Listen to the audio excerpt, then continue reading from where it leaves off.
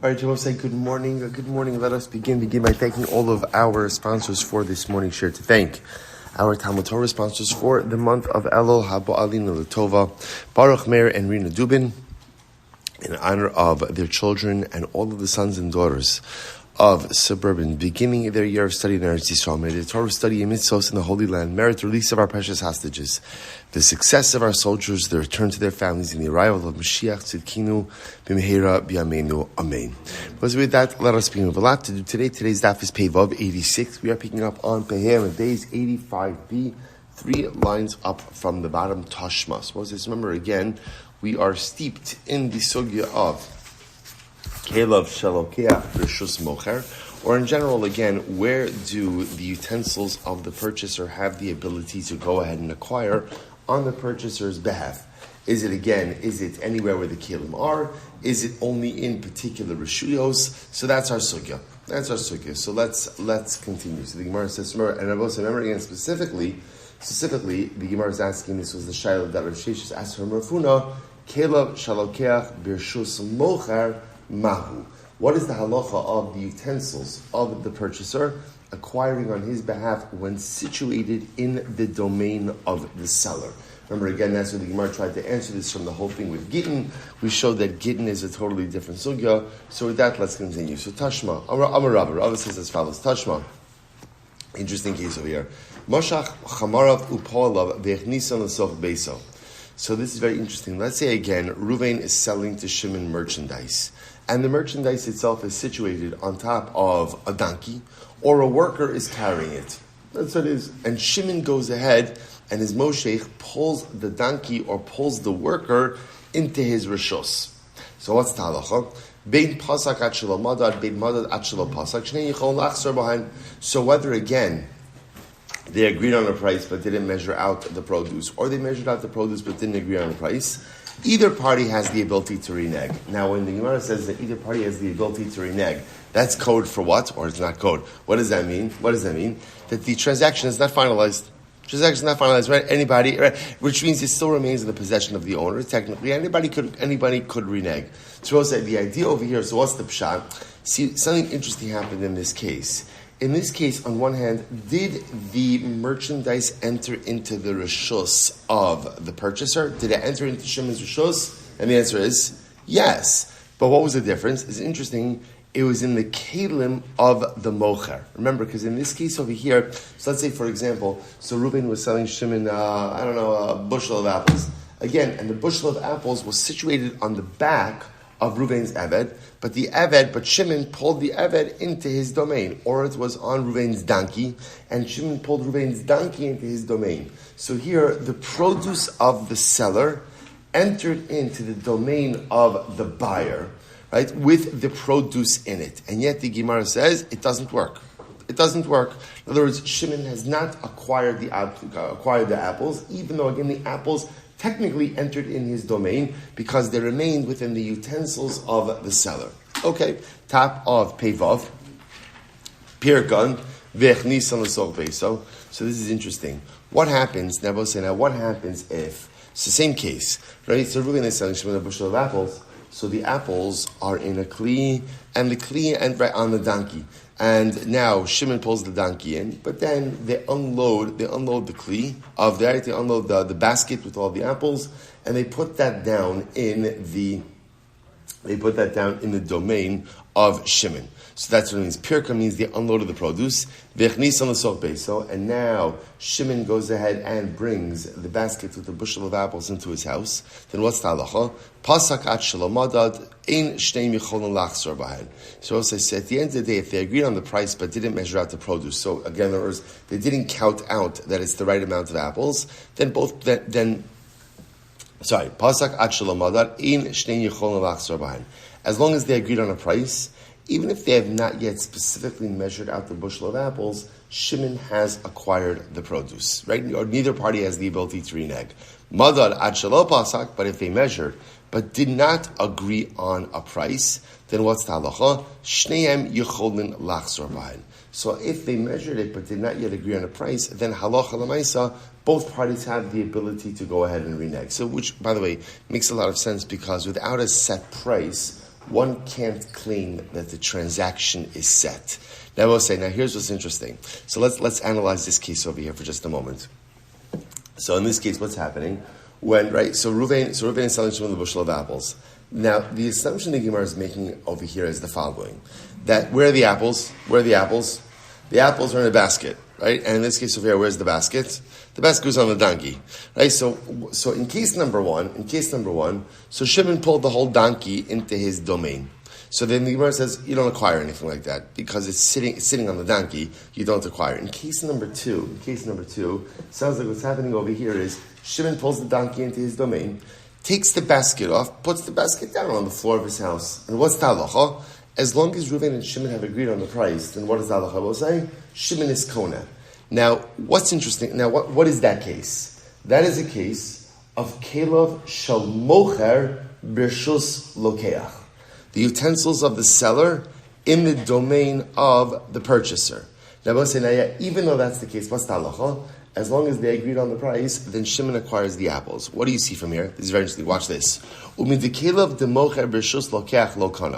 will say, now literally translated, what you see from this case is, since we know that the utensils of the seller do not acquire in the domain of the purchaser. Now, what does that mean? Reuven is not trying to acquire anything. So what does this mean? What it means is that the utensils of the seller in the domain of the buyer do not prevent the buyer from acquiring. In other words, in the second case, even though the apples are situated in the basket that belongs to Reuven, when Shimon unloads them and puts them on the ground of his house, the floor of his house, Shimon acquires it. So the utensils of the seller do not prevent the buyer from acquiring the produce. Therefore, the kelev de mocher b'rshus lokeach lokana, kelev de lokeach nami b'rshus mocher lokana. So essentially what you see over here is that utensils don't have the ability to acquire. That's pretty much the takeaway message, right? Because think about this. If utensils have the ability to acquire, then what should be the halacha when you have the apple situated in the basket of Reuven the seller, and now the basket of Reuven is put down in the domain of Shimon? Should Shimon acquire the apples? Should he acquire the apples? No. Why? Because they're situated in the kli of Reuven. But yet, Shimon does acquire the apples. What does that show you? That shows you that we don't look at utensils as a vehicle of acquisition, right? And therefore, again, when Reuven is selling Shimon the apples, and the apples are in Reuven's basket, and Reuven's basket is placed down on Shimon, the floor of Shimon's house, assuming they agreed on the price, everything right, Shimon acquires. Why? Because we almost don't view those apples as being in Reuven's basket. Rather, where do we view them? We view them as being on the floor of Shimon's house. So you see that a utensil does not have acquisitory power. So therefore, the Gemara wants to suggest it should work the opposite as well. Therefore, kelev shel lokeach b'rshus mocher shouldn't work either. Right? That in general, if Reuven, so again, let's flip the case. Reuven is selling Shimon apples. Shimon shows up to Reuven's house, puts down his basket in Reuven's house. Reuven puts the apples into Shimon's basket. Halacha l'maaseh, Shimon shouldn't acquire, because it should just view as what's happening over here. Reuven is essentially putting the apples onto his own floor. So the Gemara wants to raise this as a proof that kelev shel lokeach b'rshus mocher doesn't work. The utensils of the purchaser cannot acquire when situated in the possession of the buyer. The Gemara says, kelev de lokeach nami b'rshus mocher lokana. Rav Nachman bar Yitzchak, no. So Rav Nachman bar Yitzchak says not necessarily the case over here could be b'sheshafchan. Others will both say the case over here. You see, we're presupposing that the case in the brayso that we just spoke about was right. Reuven selling Shimon a bushel of apples. He put the bushel of apples in a basket. Put the basket on a donkey. So now what happens? Shimon gets right. The donkey comes to Shimon. So if Shimon's just pulling the donkey into his domain, then what's the halacha? Just pulls the donkey in, doesn't acquire. But now the Gemara said if he unloads the donkey and puts the apples down in his domain, then Shimon acquires it, assuming that they were settled on price. Now, in our mind's eye, we're imagining this case as a situation of Shimon takes the basket off Reuven's donkey and puts the basket down in his domain. Maybe that's not what happened.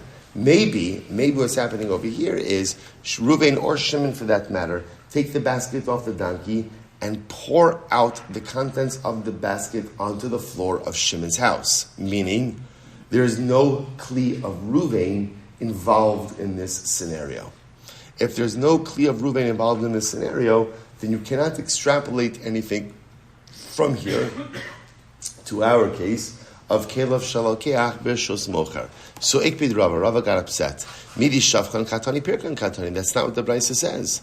The Brisa doesn't say that Shimon went ahead and poured out the contents of the basket of Reuven's basket onto his floor. Rather, what does it say? It says that Shimon unloaded Reuven's donkey. So Pirkan, I will say that lashon of prika means that you're taking something off a donkey. In this case, again, a basket of apples and putting it down. Ravashi did to me. Rather, again, so my Ravashi goes ahead and says, well, we're not dealing with apples. What are we doing? We're dealing with over here bundles of garlic. Right? If you look at the first line of the Rashbam, B'misachli did to me, chavilos shumin deleka sakin.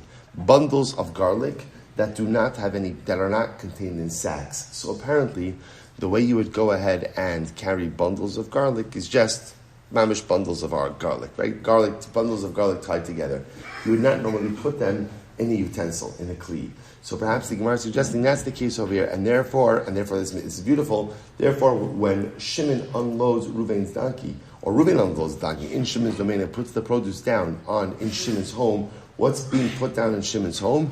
Actual produce, not a basket, not a kli, but actual produce. Okay, now we'll say now again, while that's great for the interpretation of this brisa, it does not help us for our core question, which is Kelav Shalokeach Bershus Mocher. The utensils of the purchaser situated in the domain of the seller. Does it work or not? Still no resolution. Amrei Huna Berei de Marzutra, the Ravina. So Huna, the son of Marzutra, said to Ravina, Michti, Pirkan Katani. Now the second case of the Raisa is where the seller, or the buyer, who it doesn't really matter, is unloading the contents of the donkey and putting it down in the domain of the purchaser. So Pirkan Katani, Mali Pasak, Mali Lo Pasak. Who cares if they agreed on the price exactly or not? Since the produce is being unloaded and placed in the domain of the purchaser, should that not be enough to allow the purchaser to acquire? To which the Gemara says no. Amarle Pasak Samchadaite. Lo pasak lo samchadati. So we'll say this is very intuitive and logical. So the Gemara answers, no, that's not the case at all. Halacha l'maisa, again, once they agree on a price, then everyone is committed to the transaction. But before they agree on the price, no one is committed to the transaction. Which I will say makes sense. And this is very interesting. So you see from here that really we could entertain the possibility that a transaction is finalized before the exact counting is done, as long as the price is agreed upon. Once the seller knows what he's selling and for how much, and the buyer knows how much he's buying and for how much, then halacha l'maisa, the transaction could be settled. Again, not settled by itself, but settled once the produce arrives in the domain of the purchaser. Amrli Rabbeinu Ravashi, Tashma, the Rabbi Shmuel Silber, Kelev shal adam konala b'chol makom. So let's listen to this. So Rabbi Shmuel both said, we quoted this beforehand in yesterday's daf. Rabbi Shmuel both said, utensils of a person acquire for him in any place. So we'll say a very sweeping statement. Now, the truth is we've already established that statement is not as grand or sweeping as it sounds, because we established in yesterday's daf. Like, for example, in Rosh Hashanah, everyone's going to agree that utensils don't require. But again, let's just read it as it is. Person's utensils could acquire on his behalf anywhere. The Gemara says, "Lasuye mai." What does this come to include? Lav la'asuye rishus mocher. This must come to include even in the domain of the seller. So you see that at least Rav and Shmuel hold Kelev shalokeach bershus mocher kona. That the utensils of a purchaser, when situated in the domain of the seller, when the seller places the content or the produce or the merchandise into the utensils of the seller, of the buyer acquires it. So the Gemara says not necessarily hasam the amarle tzidkeuni.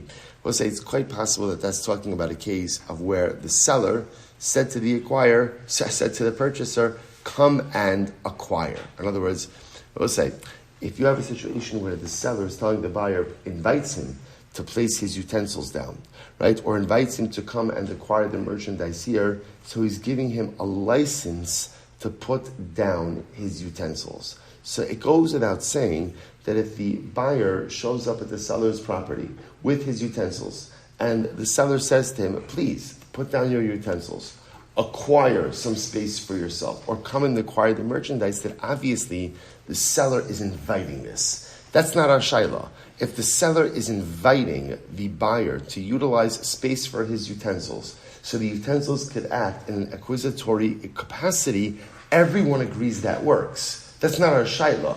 Our shayla is when no explicit reshus has been given by the buyer, but the seller just shows up, right, to acquire his, and he puts down his utensils, and the seller goes ahead and puts the merchandise in the utensils. Does the purchaser acquire like that? That's our shayla. This doesn't answer it. Tanan Hassam. Let's analyze a bit more. It's supposed to be a very interesting Mishnah over here. Tanan Hassam. We've seen this many times. Nechasim sheish lanachrayis niknin b'kesev b'shtar b'chazaka. So we'll say some nechasim sheish lanachrayis, which means karka, real property. Real property can be acquired with money, document, and chazaka means a proprietary act, right? An act that demonstrates ownership. That could be a variety of things. That could be putting up a fence. That could be breaching a fence. That could be working the soil. V'shein lanachrayis. What about movable property? Metaltlin ein niknin ela b'meshicha. Also, metaltlin, movable property, can only be acquired with Moshiach. With Moshiach. I will say again, remember, what's the definition of Moshiach? What does Moshiach mean? So Moshiach means pulling the item, and it's not really pulling it, right? It's causing it to move, but where? But where? Into your domain, right? So again, Moshiach could be pulling it, it could be hitting the animal, it could be karla b'hiba, calling out to the animal, but the idea is the animal is moving from one domain into your domain. Next, Besura Masal Hashmaita. So in Surah, they had a different version of this teaching. Mishnei Rav Chisda. So they interpret, in Surah, they attributed this statement to Rav Chisda, but Pumpadisa Masal Mishmei Rav Kahana. In Pumpadisa, they attributed it to Rav Kahana, but Arilei Mishmei Rava, and others explain the name of Rava. Lo shanu ela dvarim she'en dakan lagbia. So we'll say, so this is very interesting. Right? Salach l'maisa. So the Gemara is making a general statement. What's the general statement? Real property is acquired kesef, shtar, and chazaka. Movable property acquired with Moshiach. Now this makes it sound like all movable property is acquired with Moshiach. So we'll say now there's a qualification in the name of Rava. V'amrei mishnei Rava lo shanu ela dvarim she'en dakan lagbia. When do we say that by metal, the movable property, you acquire it with Moshiach? That's only the type of items that are too heavy to do hagba'ah with. What's hagba'ah? Lifting up the item. Aval dvarim shedarkan lahagba'ah b'hagba'ah in b'Moshiach lo. But things with which you can do hagba'ah, the Rebbe say, what's halacha? You use hagba'ah, you don't use Moshiach. Rebbe say, now this is very interesting. So watch what's happened over here, right? With real property, kind of that everyone's agreeing with. How do you acquire real property? Kesef, shtar, chazaka. Movable property. So the issue is the Mishnah over here says movable property has to be acquired with Moshiach. Comes along Rav and Rav says, whoa, hold up there. It's acquired with Moshiach if what? If you can't do hagbah. But if hagbah can be done on metaltalin, hagbah is the manner of kinyan. Now we'll say, now what's interesting about this is it makes it sound like that we are creating a kinyan hierarchy. That by metaltalin, if you could do hagbah is it and nothing else. And nothing else. It's only if you can't do hagbah, okay, there's Moshiach, we're not mentioning Mesira over here, because often Moshiach and Mesira are kind of like sister kinyanim. But again, by metaltalin, if hagbah could be done, hagbah must be done. Only if hagbah can't be done, do you get into the second level, ultimately, of Moshiach and Mesira. So the Gemara says, Yosef Abai v'kamrei v'hashmaita. So Abaye was sitting and he was giving over this ruling, and he said as follows: Esi Rav Ada bar Masna la Abaye. So Rav Ada bar Masna raised the following kasha to Abaye. So I'll say this is actually a fascinating case that we've seen a number of times throughout our journey in Shas. So listen to this. Haya megarer v'yotze. Hagonev kis b'Shabbos chayiv. Remember, just a moment. Remember the concept of kimle b'drabimine? That's whenever you do an act that incurs two punishments, right? Simultaneously incurs two liabilities. One of them is death, one of them is monetary. So the halacha is you will be chayiv for the death penalty. But so there's good news and bad news, right? The bad news is you have a death penalty. The good news is like there's no you can't be chayiv for two things at once, and therefore you're exempt from the financial liability. Okay, that's called kimei b'dramine. Now, one of the very important things to remember in that is that concept only applies when there is simultaneity of liability. In other words, you have to incur both punishments at once. If you incur them successively, then halacha l'maisa, you will be chayiv for both of them. So watch this case. Hagonev kis b'Shabbos. So let's analyze this. So now we're talking about a thief who's going ahead and stealing something on Shabbos, and now what is he doing? Obviously, if he's stealing it, what is he doing? He's taking it from one domain to another domain. So there's two pieces of liability over here, right? So there's the act of theft. There's the act of theft, which comes with its own monetary liability, and then there's hotzah. Then there's the act of taking something from one domain to another. Now remember, I'll say, so intentional violation of hotzah on Shabbos comes with a death penalty, skila. Right, it comes with a death penalty. So now we have this guy being liable for two different penalties: liability for theft, financial liability; liability for chilul Shabbos, death penalty. So the shaila is, what is he liable? So here we go. Hagonev kis b'Shabbos chayiv. So now listen to this. Now the assumption is we'll call it in a classic case of theft. What's the classic case of theft? Reuven is walking into Shimon's house, goes over, takes Shimon's wallet, picks it up. The moment he picks it up, for the sake of theft, then what's the halacha? He's liable. Now, interestingly enough, he's liable even though what? Even though he's standing in Shimon's rishus. Okay, that's the halacha. Right? Hagbah, he was magbiyat, he lifted it up, he's chayiv for theft. Then when does he become liable for Shabbos? When does he become liable for Shabbos? Only when he leaves Shimon's house and leaves the Rosh Hashayachid and then carries the wallet into Rosh Hashanah. So therefore, again, the classic case is Hagonev kis b'Shabbos chayiv shekvar is chayiv b'gneva kodem sheyavo l'idei Yisur Shabbos. Remember again, the only time that we apply kimlim b'drabmine is when there's simultaneity. There's no simultaneity in this case because first Reuven is liable for the theft, and only afterwards does he become liable for chilul Shabbos. Therefore, he's going to be chayiv twice. However, watch this. Haya megarer v'yotze potter shari isur Shabbos ugneva bayin ke'echad. So Rabbi said, this is fascinating. What if, imagine for a moment, he's stealing Mrs. Reuven's purse. So what does he do? He grabs the strap of the purse and he's going ahead and he's pulling it out. Actually, I shouldn't have said strap because that's something later on. Okay, but just imagine for a moment. He's pulling the purse, right? He's dragging the purse out. So it says, this is very interesting. When does he become liable for the theft? When does he become liable for the theft? Only once it leaves the rishus, right? Because he's done no act of hagbah. He's just dragging it. So he becomes liable for the theft when he pulls it out of Shimon's home. When does he become chayiv for Shabbos? When he pulls it out of Shimon's home. What do you have over here? Simultaneity of liability. Right? Simultaneity of liability. Right? And therefore, again, when you have simultaneity of liability, then what? Kimlei b'derabimine. You're only going to be chayiv for one punishment and not for two. In this case, the death penalty of Shabbos and not the financial liability of theft. So the Gemara says, "Megarav potter." They both say potter means he's potter from death. He's potter from liability of theft. Shahari isur Shabbos for isur gneva ba'in ke'echad. Because again, the violation of Shabbos and violation of theft occur simultaneously. Now, this is very interesting. But why is this fascinating for us? So we'll say, this presupposes that Reuven does acquire, as a thief, remember again, we spoke on this extensively, a thief acquires the object he's stealing. When does Reuven acquire the stolen object? When does he acquire it? When he pulls it out of the domain of Shimon. I both say, the Gemara said, 1 second, we're talking about a bag. Varikis de bar hagbo. Both say, what did we just say? So the case is metaltalin, right? The case is metaltalin. What is the primary, in other words, what's the primary way to acquire metaltalin? Hagba. And we just said before that wherever hagba can be done, that is the kinyan. To the exclusion of Moshiach, to the exclusion of Mesira. So we're talking about a bag over here, right? So then a bag ultimately again is a bar hagba. If that's the case, then the only way that Reuven should acquire the bag is through hagba and not through Meshicha. To which the Gemara says, "V'harikista bar hagbahu, v'afilu hachi kani b'Meshicha." What's going on over here? Amarle b'misna. So the Gemara says, no, we're talking about an item with a strap. So therefore the Gemara says that it's meant to be dragged. Ananami b'misna. The Gemara says, of course we're dealing with a strap. How else would he be dragging it if it didn't have a strap? So the Gemara says, Amarle b'mini dibay misna. No. We're talking about a very heavy bag that has a strap. That's the case over. In other words, we'll say that this is a bag. So again, Baruch Hashem, Shimon keeps his gold in a bag.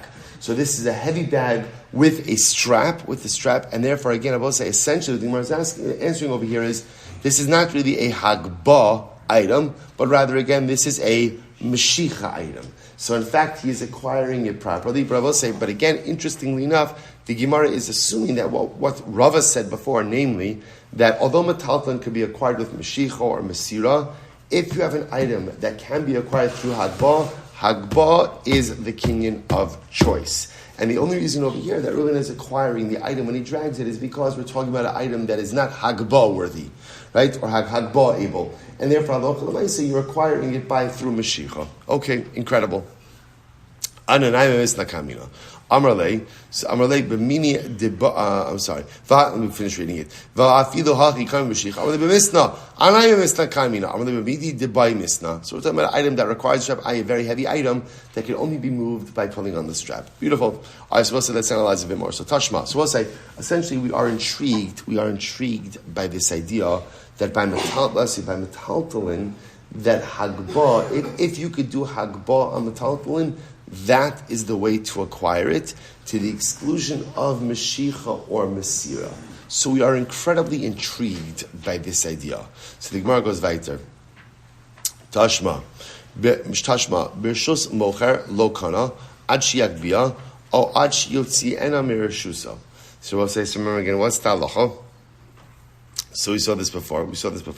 That if the item is in, right, Bershus Mocher, if the seller is acquiring something in the domain of the purchaser. So what is the halacha? The purchaser, sorry, just the opposite, right? If the buyer is coming to the domain of the seller and he's acquiring something in the domain of the seller, he does not acquire it ad shiak biena until he lifts it up, or ad shiotziena mershuso until he does meshicha. So we'll say, what do you see from here? Alma, midi de bar hagba, I bai bagba kani, I kanile, I bai b'mashicha kanile. So we'll say, what do you see from here? You see from here that when it comes to metaltalin, you could use hagba or mashicha. In other words, look at the lashon. Look at the lashon over here. These kinyanim are being used interchangeably. So again, Shimon is purchasing something from Ruvain. Shimon is standing in Ruvain's domain. If Shimon wants to acquire the item, either do hagbar or do mashicha. So obviously, again, we're talking about it either or. You could use either kinyan. To which the Gemara says, Amar Rav Nachman bar Yitzchak litzdadin katani. And Nachman bar Yitzchak says, no. It's meant to be understood in different. Litzdadin literally means there's two different cases or two different frameworks. Midi debar hagba bagba, midi debar mashicha b'mashicha. The way to read it is like this: if Shimon, the purchaser, is standing in Ruvain's domain and he's buying an item, and Ruvain's selling it to him, so he's selling it to him, and now Shimon wants to acquire it. So how does he acquire it? So the Gemara says essentially it depends. If it's an item that is hagba worthy, hagba is the way to go, and hagba is the only way to go. If it's an item upon which you cannot do Hagbah, then what? Mashicha works as well. Amad Bezer will say. So Tashma. We'll say, it's just a fascinating question. I realize I didn't do the Rambam on Kelev Shalkech B'Shus Mocher, but okay, we'll carve out a couple of moments at the end. Tashma. We'll say Pei Vav Amad Beis 86b. Hamocher Veres L'Chavero. So we'll say, so again, let's maintain our focus, right? What do we know? So we know that by real property, Nechasim Sheish L'Nachrais, how do you acquire real property? How do you acquire it? Kesef shtar chazaka, right? And that the good news is, let's actually remove that from the discussion because everyone's agreeing. What's our issue? Nechasim shein lenachrais, movable property, metaltalin. How do you acquire metaltalin? So we'll say, interestingly enough, throughout our journeys in Shas, we've always assumed, how do you acquire metaltalin? It's your choice. Mashicha, Masira, Hagbah, do whatever you want. Now we'll say, what we're being introduced to is a different stream of thought of Rabbah. Rabbah says, no. Whenever you have metaltalin, if Hagbah could be done, Hagbah is the kinyan. It's the only way to go.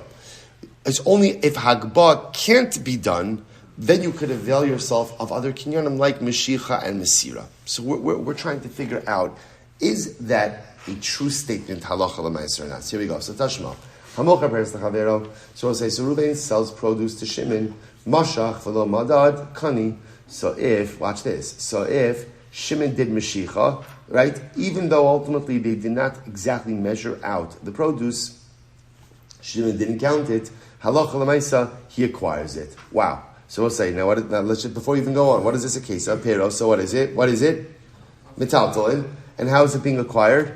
Mashicha, not Hagbah. So the Gemara says, "V'ha peros te b'nei Hagbah." No peros. Certainly, you could do. We'll say you could do Hagbah with peros. You could do Hagbah with produce, and yet the katani. The Karni b'Mashicha.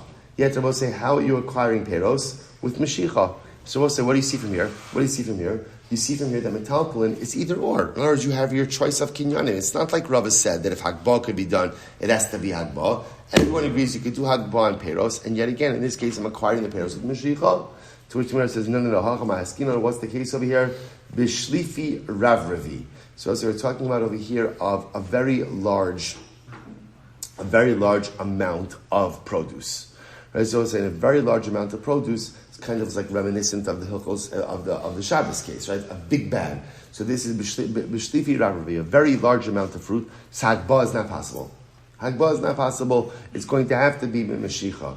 So the Gemara says, okay, ihachi imosefa. Look at the end of that brayso. Imosefa. V'alokeach pishtan mechavero. If you're acquiring flax from your friend, lo kana ad sheyitaltalena mimakom zeh lemakom acher. So I will say, ultimately, again, you don't acquire it until you go ahead and literally move it from one place to another. And I will say, now this sounds like which kinyan? It sounds like hagbah, right? Hagbah could also be Mashiach, but it sounds like hagbah. Look at Rashman. Atu pishtan. Sorry. Good. So the Gemara says, so what's going on over here? Atu pishtan. Bishlifi ravra v'milo avdi. Now I don't understand. Isn't flax also commonly bundled in large bundles? To which the Gemara says, no. Shiny pishtan dimishtamit. So flax is different. So apparently flax could get slippery. So because flax gets slippery, they would only bundle flax in very small bundles that you could keep a good grip on.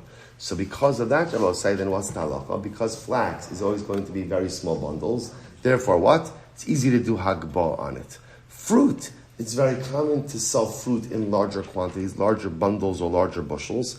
And therefore, again, I will say, as much as it sounds like peros is always metaltalin, to be clear, halachically, peros is always classified as metaltalin, right? Unless, of course, it's attached to the ground. But a the detached produce is always metaltalin.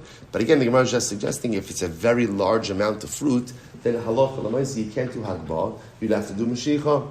So we'll say again. So remember, we're still trying to figure out our core question. Is hagbah the only kinyan to use when you are capable of doing so on metaltalin? Or do I always have a choice of kinyan by metaltalin? So I'm going to Rabbi Ravashi. Tashma. Behema gasa, a very large animal, niknis b'mesira, could only be, because we had this Mishnah, we'll say, could be acquired with mesira. Right? Remember, we'll say, what's mesira? What's mesira?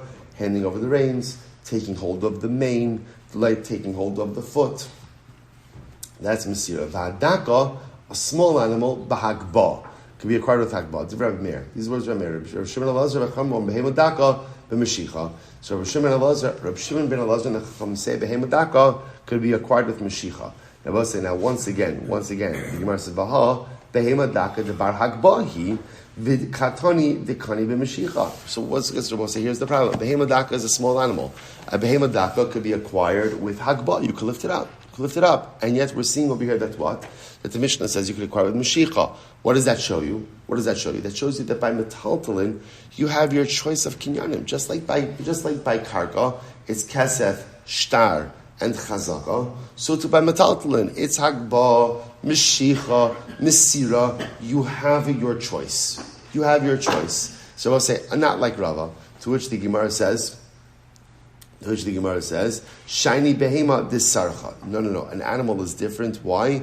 Disarcha. What is disarcha? We'll say, look at the Rashbam. So the Rashbam is 6 lines into the wide lines. Disarcha. Mistareches umistabeches beraglaha bekarka v'lo efshar bahagba. So we'll say, this is incredible. What happens with a behema daka? A behema daka, often again, when you try to pick it up, what does it do? It digs its, hoofs, right, claws, feet, into the ground and makes it very difficult to lift it up. In other words, this is very interesting. So can you go ahead and be magbiya behema daka? Can you do it? Yes. It's not a function that it can't be lifted up. It's a function of how the animal behaves. So often what will happen is the animal does not want to be lifted up. So what will it do? It will dig into the ground and make itself immobile. So therefore, a lot of times, even though technically speaking, from a we'll call it from a physical perspective, I can lift it up. But from an actual perspective, I cannot go ahead and lift up the animal. Therefore, again, I do mashicha. So it's a practical consideration that the animal digs itself in and therefore is unable to be lifted up. V'lo efshar bagba kiyim bekoshi. Again, technically, can you fight with the animal? Sure, you can fight with the animal. But again, therefore, hilcha orcha b'meshicha. Therefore, halacha l'maisa, again, the normal way to acquire bimheira daka ultimately, again, is through Moshiach. I will say, I just want to point out, what a profound Gemara, right? So I will say, on one hand, what happens? What is the Gemara saying over here? That a bimheira daka could be lifted up.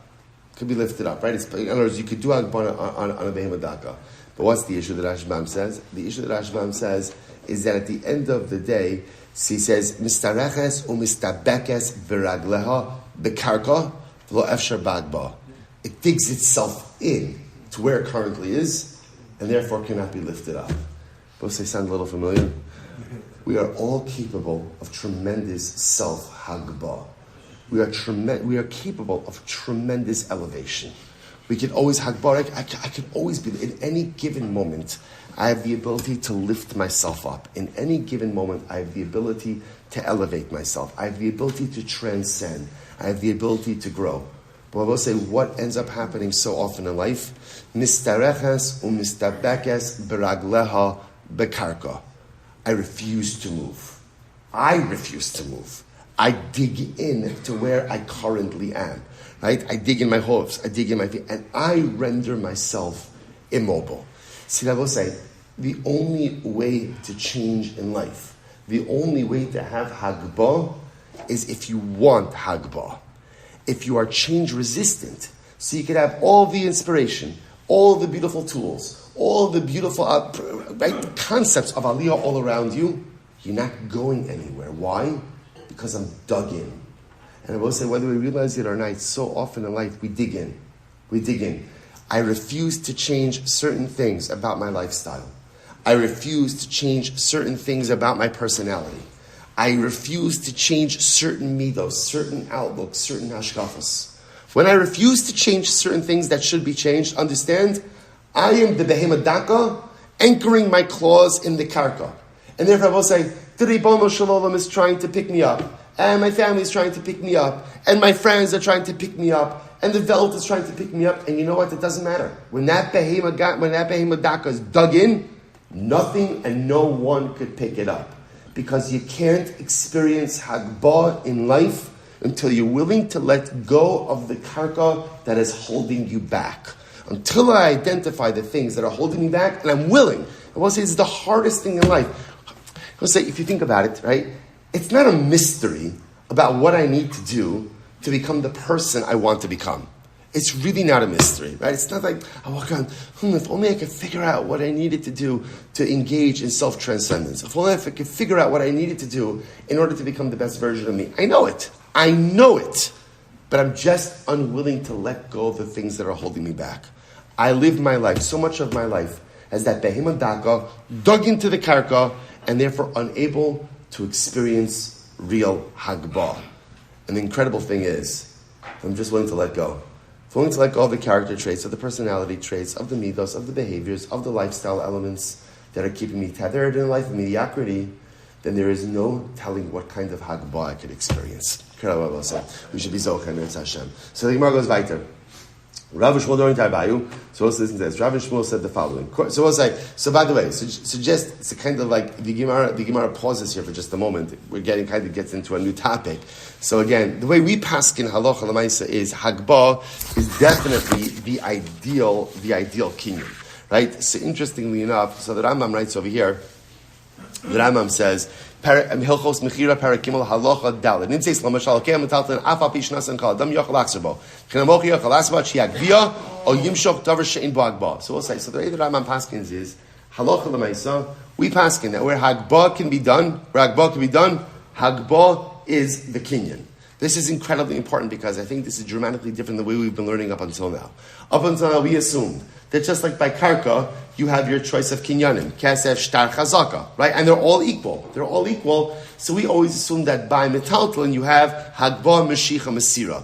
The Rambam says, no, that is not the case. Halacha ma'aseh by metaltalin, if you could do hagbah is the kinyan of choice. Hagbah is the way to go. The Rambam says, he says, "V'chein amochi yachas achiak bia o yimshoch davar she'ein bo hagbah." Lashon the Rambam.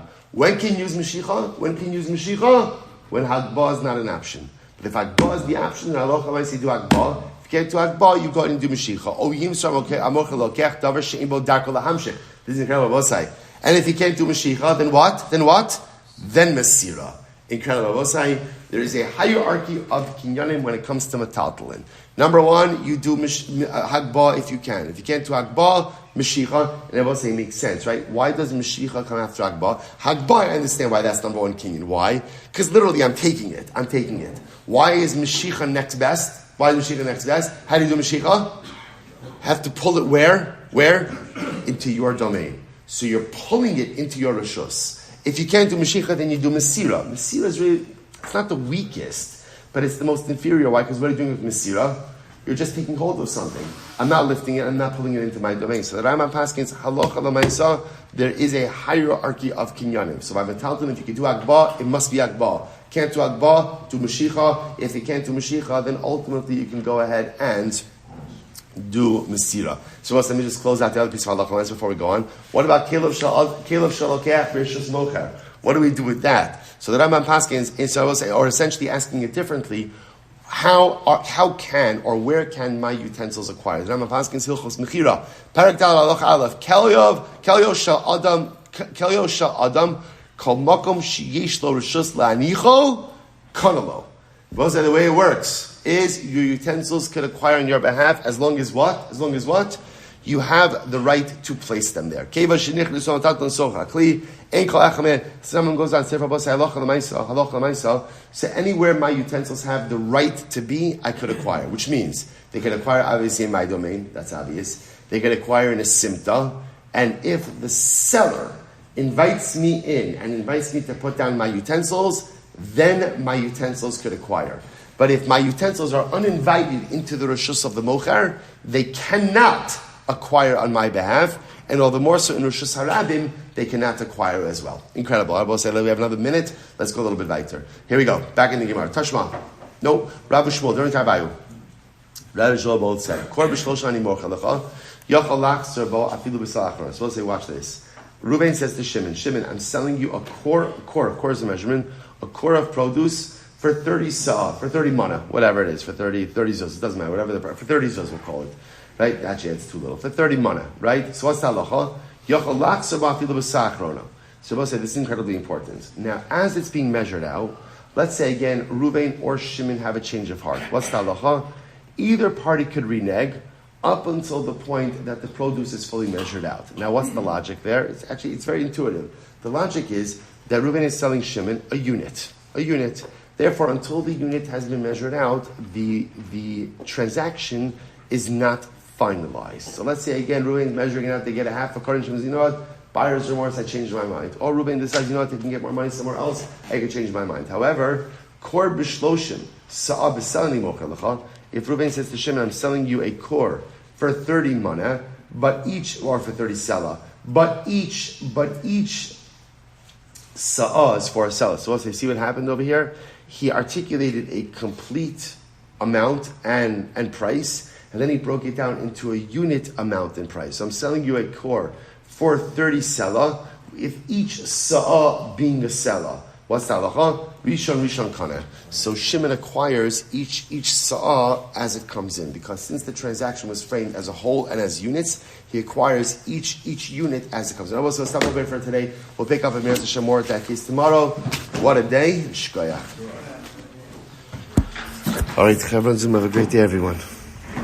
Guten Erev Shabbos.